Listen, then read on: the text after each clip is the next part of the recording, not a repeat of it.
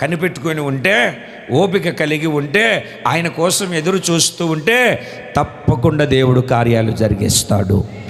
అది చిన్నదా పెద్దదా, ఇది చేయను నేను, ఇది నా వల్ల అవ్వదు, ఇది కుదరదు, ఎందుకు వచ్చావు నా దగ్గరికి, అసలు నేనేంటి అని ఆయన అనేవాడు కాదు. ప్రతి విషయాన్ని, ప్రతి కార్యాన్ని దేవుడు తప్పకుండా నెరవేరుస్తాడు నీ జీవితంలో. నువ్వు చేయాల్సిందంతా ఒకటి, ఆయన కోసము ఓపికతో కనిపెట్టుకొని ఉంటే చాలు.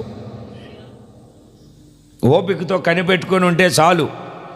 నా బలము, నా శక్తి, నేను అలా చేస్తాను, ఇలా చేస్తాను అని నువ్వు కలవరపడకుండా, నువ్వు కలత చెందకుండా ఆయన కోసం ఓపికతో నువ్వు కనిపెట్టుకొని ఉన్నావనుకో దేవుని బిడ్డలారా, తప్పకుండా దేవుడు గొప్ప కార్యాలు జరిగిస్తాడు.